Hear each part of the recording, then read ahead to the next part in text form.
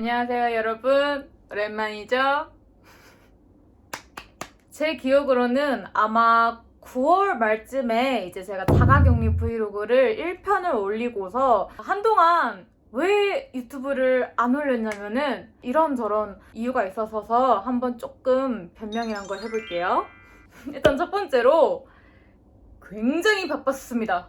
너무너무 바빴어요. 토네이도 같은 하반기를 보냈거든요. 그리고 또 약간 교수님들이 되게 학교에 본인만 계시는 줄 과제에 허덕이고 얹어서 알바를 시작을 했거든요. 이제 돈을 벌어야 되니까. 근데 그 알바가 엄청난 살인 스케줄이어가지고 그러한 첫 번째 변명과 두 번째 변명은 제가 안 찍은 건 아니에요, 영상을. 거의 그래도 한 일주일에서 일주일 반 정도 계속 찍었어요, 영상을. 그리고 모니터링도 했는데 안 바뀌어요, 하루가. 계속. 그러니까 일어나서 씻고 과제하고 밥 먹고 설거지하고 그러니까 이게 계속 그 반복이 되다 보니까 내가 봐도 너무 재미가 없는 거예요. 그리고 나는 그걸 살릴 만한 자신도 용기도 없었고 이건 안 되겠다. 하지만 이미 브이로그를 시작해버린 거 끝이라도 맺어야 되니까 그 사이에 많은 게 변하기도 했었고 이제 다시 영상을 촬영을 하게 되었습니다. 근데 사실 이번 영상 세 번째 촬영하는 거예요, 지금. 2021년 새해가 된 만큼 아직 코로나는 사라지지 않았지만 코로나 자가격리 브이로그를 끝맺히기 위해서 오늘 영상을 들고 왔습니다. 시작이 브이로그였기 때문에 비록 제목은 브이로그지만 오늘은 주로 외국인이다, 주민이다, 대학생이다, 아무 상관없이 사는 그냥 20대 경험한, 느낀 2020년도에 일본의 코로나랑 한국과 일본 양국에서 저는 자가격리를 해봤잖아요. 그것에 대한 어떤 짤막한 비교, 그리고 자가격리 브이로그의 후속편인 만큼 좀 더 자가격리 했을 동안에 약간 그런 거를 또 자세하게 얘기도 할 예정입니다. 네, 일단 우선은 첫 번째로 2020년도에 일본의 코로나에 대해서 우선 얘기를 한 다음에 자가격리 이야기를 하고 싶은데요. 약간 2020년도를 쭉 한번 이렇게 훑어볼게요. 우선 코로나 자체가 전 세계적으로 처음 심각해지기 시작했던 게 아마 2019년 12월인가 2020년 1월 때쯤에 중국을 시작으로 이제 그 근접 국가인 한국이랑 이렇게 해서 점점 이렇게 뻗어나간 걸로 저는 기억을 해요. 제가 1월 달에는 일본에 있었는데 사실 그때까지만 해도 일본에서 코로나는 옆 나라에는 이런 일이 벌어지고 있구나 정도의 인식이었고 저는 2월 달 되자마자 영국으로 떠났어요. 그래서 영국으로 떠나기 전에 잠깐 하루 동안 한국에서 가족을 만났는데 가족이 저한테 신신당부를 하더라고요. 마스크를 잘 쓰라고. 그래서 저도 살짝 겁먹은 채로 이제 영국에 도착을 했는데 그 당시 영국은 정말 마스크를 쓰는 사람이 단 한 명도 없었어요.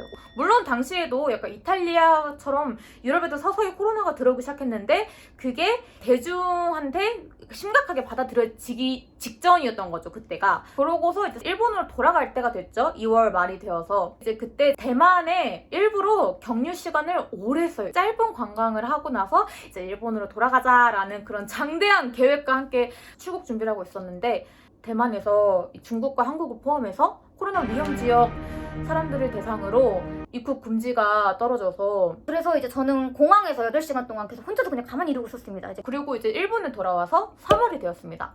3월이 되니까 확실히 사람들 사이에서 코로나에 대한 위험의식이 1월과는 다른 분위기였어요. 인식되기 시작했고 의식되기 시작했고 하지만 3월달까지만 해도 마스크를 쓰는 사람들이 늘어나긴 했어도 마스크를 쓰지 않은 사람들도 있었습니다. 아직까지는. 그리고 일본 정부 자체도 원래 코로나가 없던 2020년이라면은 이제 여름에 올림픽이 개최될 예정이었고 그 올림픽을 위해서 일본이 진짜 엄청난 홍보랑 투자랑 난리를 피웠거든요. 그래서 어떻게 해서든지 올림픽을 열고 싶은 마음에 일본은 안전하다, 괜찮다, 올림픽 열 수 있다 계속 그렇게 얘기를 했었어요. 제가 봤을 때는 그랬던 부분이 사람들이 코로나의 위험성을 의식하기 시작한 시기를 늦추는데 좀 영향을 끼치지 않았나라고 좀 생각을 하는데 결과적으로 코로나로부터 안전한 나라는 거의 없었죠. 결국에는 올림픽이 연기 확정이 되자마자 통보되는 그 감염자 수가 막 엄청 늘어나기 시작하고 사람들도 슬슬 이거 더 이상 옆집 문제만이 아니구나 라고 인식을 해서 이제 다들 마스크를 사용을 하기 시작합니다. 그리고 뭐 한국 사람들도 그렇겠지만 일본 사람들도 이런 소식을 들으면요 마트 랑 드럭스토어가 거덜이 나요. 한동안 마스크랑 휴지 구하기 힘들 정도였습니다. 게다가 엎친 데 덮친 격으로 감염자 수가 굉장히 많이 발생한 지역에 대해서 긴급 사태 명령을 이제 내리게 됩니다. 6월달에 해제가 되긴 했는데 어쨌거나 긴급 사태가 발령이 되면서 많은 가게들이 영업 제한을 걸렸었고, 내가 걷는 건지 휩쓸려 가는 건지 모를 번화가도 정말 한산했습니다. 위험 지역을 대상으로 입국 규제를 하기 시작했는데 그 리스트 안에 대한민국이 포함이 되었어요. 입국 금지 명령을 내릴 거다라고 공지가 나자마자 제 주변에 있는 유학생 친구들이 거의 절반 이상이 한국을 돌아갔고요. 전에 안 갔던 친구들도 이제 한두 명씩 서서히 가더라고요. 긴급 사태가 해제되었을 6월쯤에 저도 한국에 갔습니다.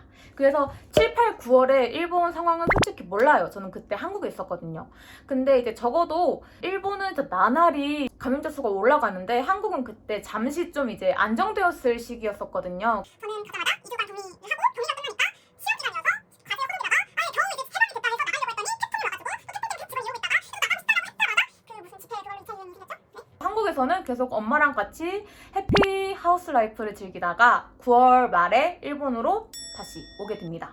9월 말에서 10월 초반까지 2주 동안 자가격리를 하고, 저는 10월이랑 11월 동안에는 밖에 잘 안 나갔고 계속 집에만 있었어서 사실 밖에 상황은 잘 모르는데, 근데 아마도 일본도 그나마 조금 안정되었을 시기가 있었을 거예요. 이제 그때 어떻게든지 일본 정부가 경제를 살리겠다고 그 5월 달인가? 그때도 이제 경제 돕겠다고 막 모든 사람한테 이제 100만 원 뿌렸거든요. 아베머니라고. 그럼에도 불구하고 도저히 끝날 기미가 보이지 않는 코로나 때문에 나름대로 그걸 살린다고 한 정책이 고투 트래블이라고 알기 쉽게 얘기하자면 여행 장려하는 거여서 정말 저렴한 가격에 여행을 갈 수 있어요. 이 가격이 없던 마음도 가고 싶게 만들어지는 그런 가격이었어요. 고투 트래블이 끝나고 저는 이제 12월부터 그래도 돈을 벌어야 되니까 아르바이트를 하기 시작해서 다시 밖으로 나왔는데, 밖으로 나와서 보니까 정말 모든 사람들이 다 마스크를 끼고 있었어요. 완전히 코로나 사회가 되어 있더라고요, 일본도. 코로나가 이제 장기화가 돼서 언제까지고 집에서 쉴 수만은 없잖아요. 일을 해야 되는 사람들이 이제 나오기 시작을 하다 보니까 솔직히 이제는 번화가에 사람 좀 많아요. 한순간 정도는 이거 마스크만 끼고 있지 뭐가 다른 거지? 라는 생각이 조금 들 정도로. 하지만 이제 한국에서도 12월 말쯤에 이제 다시 코로나 3차 유행이 시작했잖아요. 비슷한 시기에 일본도 3차 유행이 시작돼가지고 2021년 1월 6일에 긴급 사태가 발령이 나게 됩니다. 2월 7일까지. 본격적으로 이 영상의 메인 토픽이었던 자가격리에 대해서 한번 얘기를 할게요. 블로그에서도 한번 다룬 적이 한 번 있었는데 설명이 충분하지 않았나라는 생각이 들어서 영상으로도 또 다시 한번 얘기를 하게 되었습니다. 우선 첫 번째로 여러분 영상 보기 전에 하나 고려해 주셔야 될 부분은, 제가 지금부터 말할 내용은 2020년 9월 기준이기 때문에 2021년이 된 지금은 또 어떻게 바뀌었을지 몰라요. 그래서 이 영상은 그냥 참고용으로만 보시고 반드시 정부 공지 사이트 혹은 대사관 사이트의 공지를 확인하시기 바랍니다. 저 같은 경우에는 결정이 나고서 재입국 날까지 남은 기간이 거의 일주일 반 정도, 2주도 안 남은 채여서 저는 정말 빨리 해야 됐었거든요. 일단 재입국을 위해서 필요한 사항이 총 3가지가 있는데, 첫 번째가 당연히 비행기표, 그리고 두 번째가 이제 대사관에서 재입국 관련해서 서류를 받아야 되고요. 세 번째로는 코로나 검사를 받아야 됩니다. 우선 72시간 이내에 코로나 검사를 받으려면은 언제 출국을 할 건지 확정을 지어야 되니까 비행기 예매부터 했습니다. 해놓고 나서 코로나 검사를 할 수 있는 병원을 알아봤죠. 그래서 어떻게 알아봤냐면요, 보건 관련된 곳에서, 보건복지부인가? 그런 데 전화해서 뭐 코로나 검사할 수 있는 병원 알려달라고 그러면 알려주시기도 하고, 네이버 카페나 그런 이제 커뮤니티를 통해서 공유해 주세요. 그래서 저도 되게 어렵지 않게 금방 찾았습니다. 그 중에서 우리 집이랑 가까운데 몇몇 곳 추려가지고 전화로 실제로 확인을 해보는 거죠. 딱 전화를 걸어서 우리가 이날에 출국을 해서 이때까지는 반드시 검사지를 받아야 되고, 그리고 대사관 양식이 있고 영어라도 좋으니까 외국어로 검사지를 해주셔야 된다 라고 이제 전달을 했더니 그쪽에서는 가능하다라고 확답을 주셔가지고, 그래서 저희는 이제 그 검사하는 그 일정을 예약을 했어요. 예약을 하고 그 다음으로 한 일은 대사관으로 갔습니다.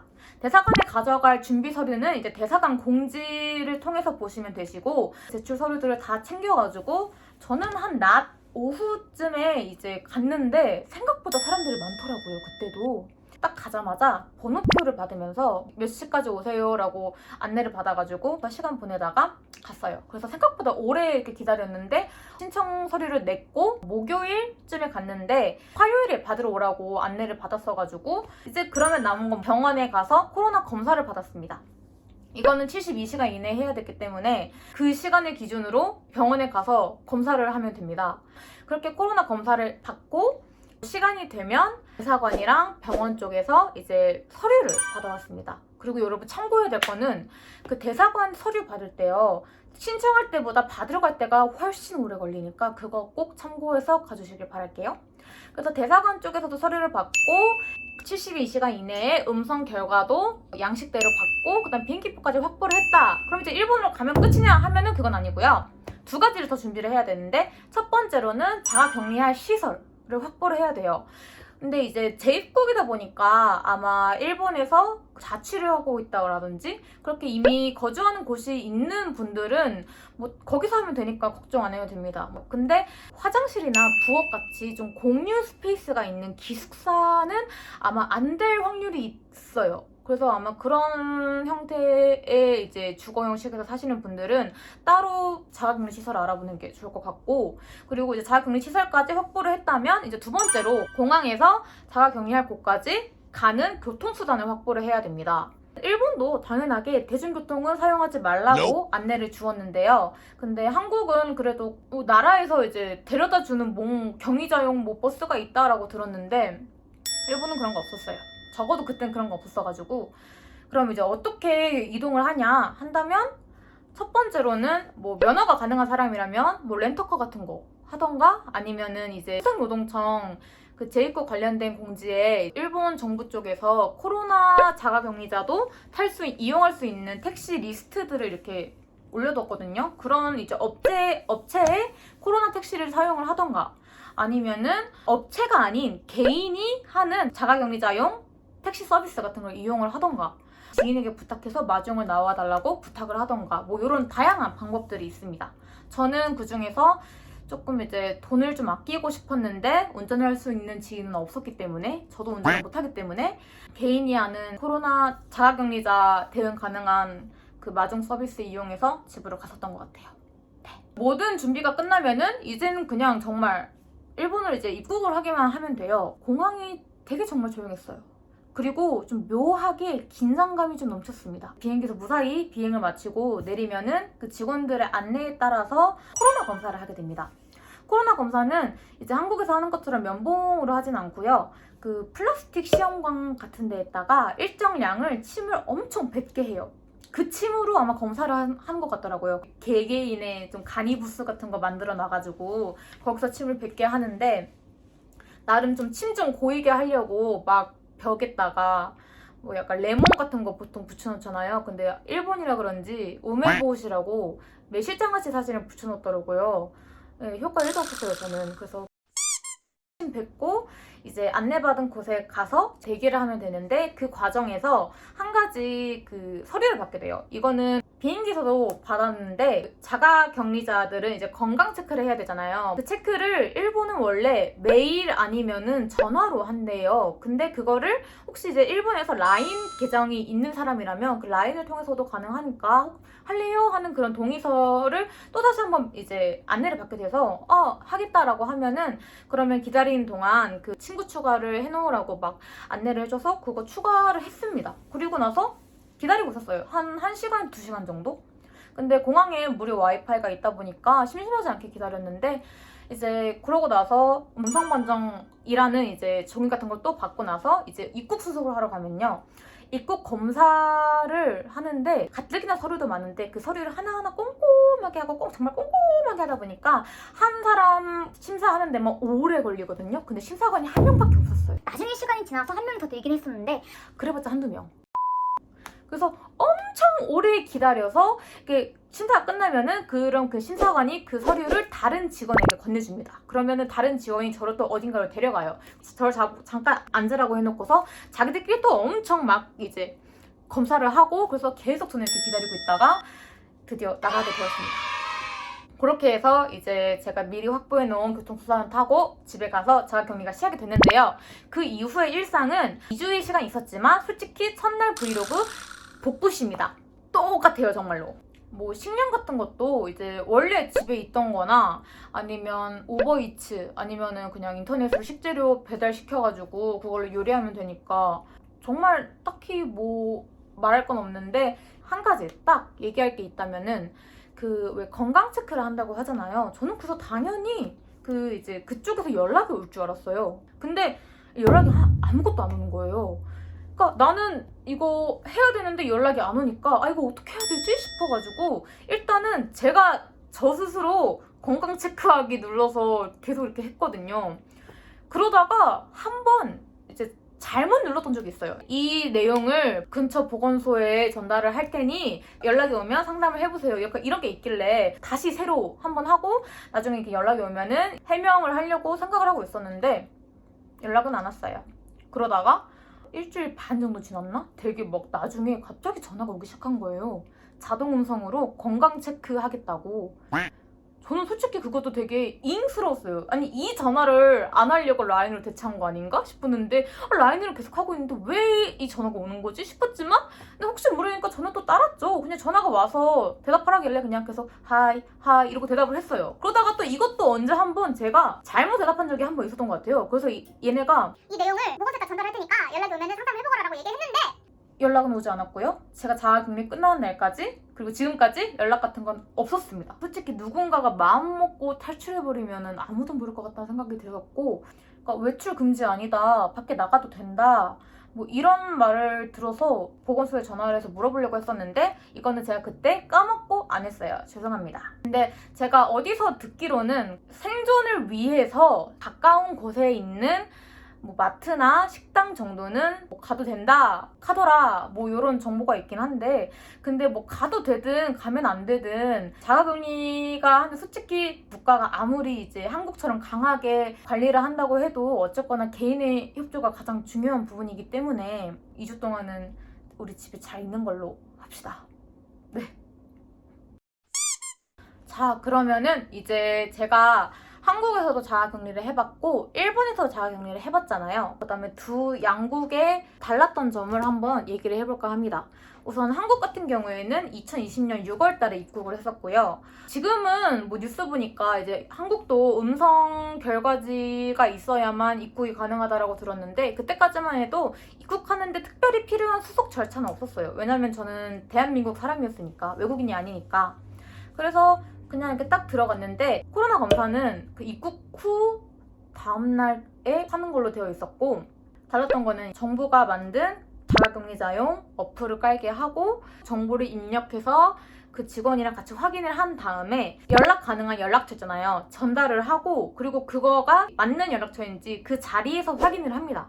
이제 통과를 받으면은 그다음 나가서도 이제 보건소에서 꼭 검사 받을 거, 그리고 이제 뭐 자가격리 여러 가지 계속해서 이제 몇 번이고 당부를 받고, 이제 입국자용 조언이 있어요. 입국자용 스페이스. 거기서 저 같은 경우에 이제 저희 가족이 저를 데리러 오기로 했었는데 가족이 직접 거기까지 와야 돼요. 나랑 만나는 걸 확인하고 경찰이 허락을 해줘야 나갈 수 있습니다, 공항에서. 그리고 딱 이제 집에 가면은 그 보건소 쪽에서 이제 전화가 옵니다. 뭐 간단한 거 확인하고 간단한 주의사항 같은 거 듣고 그리고 이제 보건소 위치 알려주는데 그 보건소까지는 뭐 저희 엄마가 데려다 주거나 그것도 안 된다고 하시더라고요. 그래서 제가 저 운전 못하는데 어떻게 해야 되죠? 라고 하니까 어쩔 수 없으니까 최대한 다른 사람들과 거리를 지켜서 이제 걸어서 오라고 해서 걸어서 갔다 왔습니다. 그리고 나서 나름 이제 보건소 쪽에서 연락도 몇 번 왔었고 건강 체크 같은 것도 안 하면은 뭐 연락이 오기도 하고 GPS를 반드시 열게 해요. 그래서 그 GPS가 조금이라도 자가격리하는 곳에서 떨어져 있거나 안 잡히면은 금방 전화가 오기도 하고, 또 사람에 따라서는 사전에 연락 없이 이제 집에 방문해서 확인하는 그런 것도 있다고 하더라고요.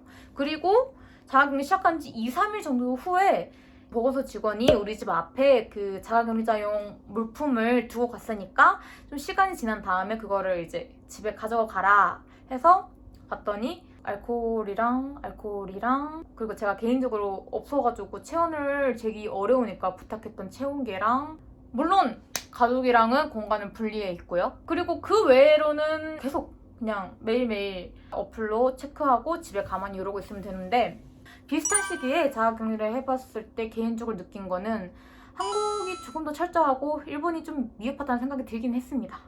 왜냐면 일본은 연락이 일절 없어요.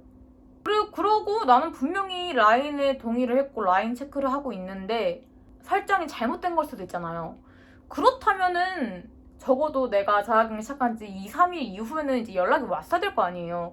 그것도 아니고 갑자기 일주일 더 지난 다음에 갑자기 뜬금없이 전화가 이제 연락을 하니까 잉스러웠기도 했고, 사람들의 양심을 믿는 건지는 모르겠지만 일본은 조금 많이 허술하다고 해야 되나? 좀 미흡했던 것 같고, 뭐 한국도 정말 나쁜 마음 먹고 나가려고 그러면 나갈 수 있겠지만 그 한국은 그래도 그거에 비해서는 좀 철저한 것 같아요. 또 이제 또 다른 점을 얘기해 보자면 입국?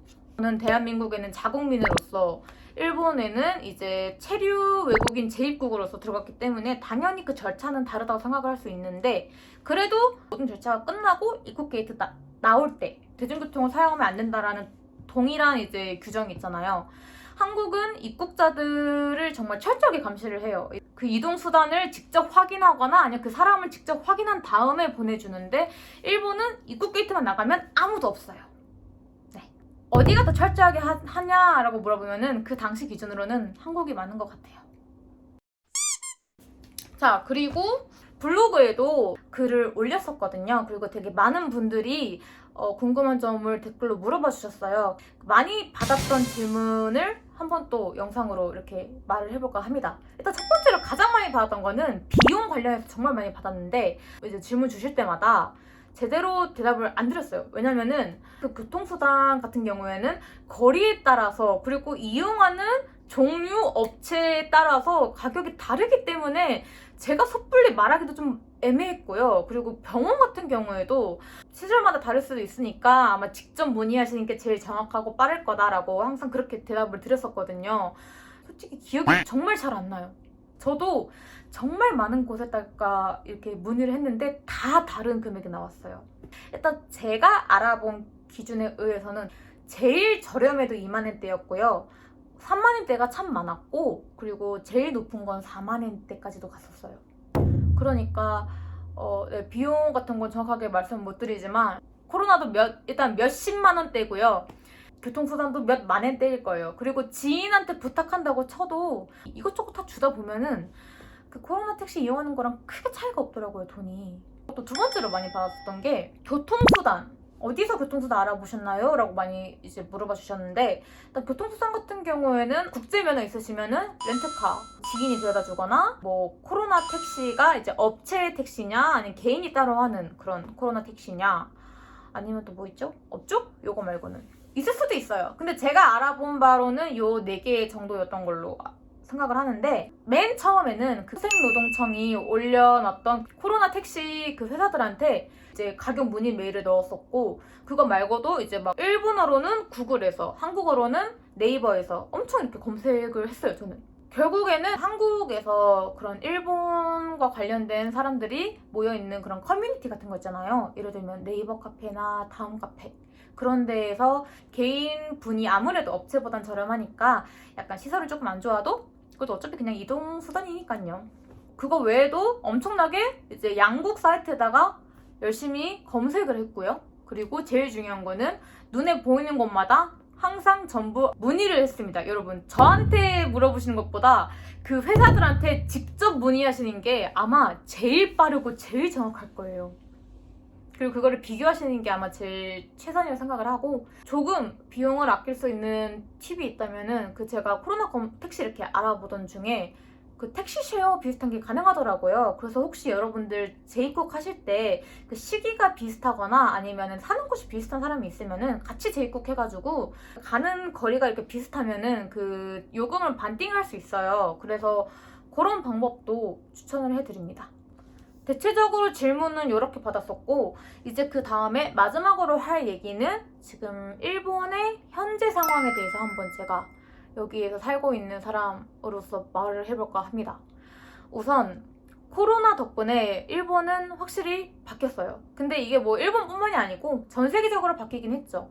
근데 이제 가장 크게 바뀐 부분은 다들 마스크를 쓰고 있고 소독, 경제, 한국이랑 똑같긴 한데요. 아까도 제가 말씀드렸다시피 10월, 11월 달에는 집에만 계속 처박혀 있다가 12월부터 이제 알바 때문에 밖에 나가서 개인적으로 느낀 건 뭐였냐면은 그냥 마스크만 쓰고 있지 다 전이랑 뭐가 다르지? 라고 생각이 들었습니다. 왜냐면은 1년이 넘어가는데 언제까지고 집에만 있을 수는 없잖아요. 그래서 사람들도 이제 다들 자기 일하러 밖으로 나오다 보니까 그냥 마스크만 하고 있을 뿐이지 다시 거리에 있는 사람들이 많더라고요. 그리고 이제 저는 개인적으로 느꼈던 게 뭐였냐면은 일본 정부가 어떻게 표현해야 될지 모르겠는데 약간 그냥 함부로 말을 해보자면 조금만 더 강하게 대응을 해줘도 괜찮지 않을까라는 생각을 해요. 저는 개인적으로. 그런 잠깐 안정되었다고 해서 코로나가 전부 사라진 것도 아닌데 고트 트랩을 경제를 살리고 싶은 마음은 알겠는데 물론 이제 다들 이렇게 날 서서 나가지 말자. 마스크 쓰자. 또 이제 정부도 강경하게 막 제한을 하고 그러면 당연히 스트레스 쌓이고 힘들고 막 그렇죠. 근데 적어도 그런 걸 함으로 인해서 코로나가 하루라도 더 빨리 끝낼 수만 있다면 저는 차라리 그게 낫지 않나. 왜냐면은 코로나가 다시 유행을 하고 있는 지금 어쩔 수 없이 집에만 있게 되니까요. 그니까 조금 더 정부가 뭔가를 좀 해줬으면 하는 생각이 있었어요, 저는. 사람들이랑 이렇게 막 대화를 해봐도 다들 다음 주에 긴급사태 발령이 난대. 야, 이번에 뭐 감염자 몇천 명이 나왔대. 뭐 요 정도까지만 얘기를 하고 뭐 돌아다니고 하는 거에 대해서는 그냥 코로나니까 확실히 매출이 줄어들었네 정도로 끝나니까 조금 더 이제 사람들의 이제 협조를 위해서라도 하는 게 낫지 않나 생각을 했습니다. 근데 제가 개인적으로 코로나로 인해서 일본에서 일어난 살짝 좋은 변화는 뭐냐면요. 일본에 오셨던 분들은 아시겠지만 일본이 아날로그틱한 게 생각보다 많아요. 대표적으로 현금을 정말 많이 써요. 관광객이 많은 번화가 혹은 되게 유명한 식당임에도 불구하고 현금만 받거나 뭐 그런 게 정말 많았어요. 근데 이제 코로나가 유행이 되고 학교 수업을 시작으로 뭐 회사 일이라든지 뭐 다양한 서비스가 이제 온라인화가 되기 시작하면서 일본도 이제 좀 어플 결제 같은 게 많이 늘어나기 시작했습니다. 그래서 지금은 꽤 어플 결제를 사용하는 사람들이 전보다는 많아졌어요. 그런 건 조금 개인적으로 좋다라고 생각하지만 그것 말고는 코로나는 좋은 게 없으니까 빨리 사라졌으면 좋겠다라고 생각을 해요.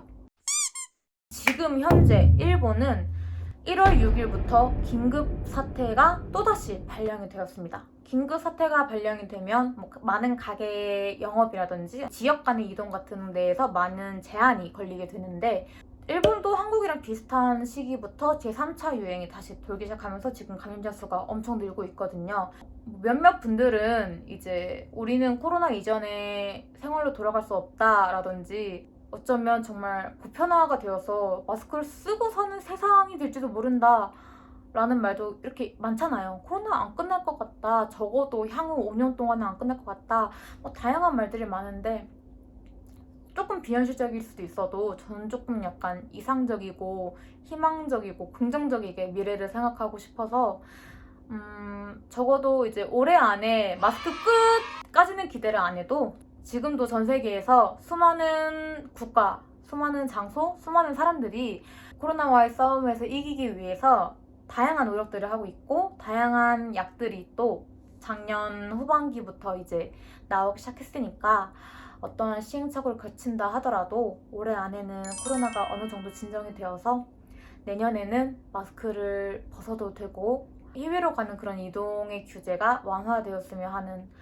마음이 아주 강합니다. 여러분들도 똑같을 거라 생각을 하지만 그러니까 이번 3차 유행을 마지막으로 어떻게든지 이번 코로나 사태가 좀 진정이 되었으면 좋겠다라고 생각을 해요. 그러니까 다 같이 협조를 하면은 이 코로나는 분명히 끝날 거라고 생각을 하기 때문에 우리 조금만 더 힘내고 같이 노력을 합시다. 네. 그리고 저도 이제부터 영상 열심히 올릴 거고요. 그리고 저 요즘에 블로그도 굉장히 열심히 하고 있으니까 앞으로 자주 영상을 올리도록 하겠습니다. 그럼 오늘 영상은 여기서 끝낼게요. 안녕.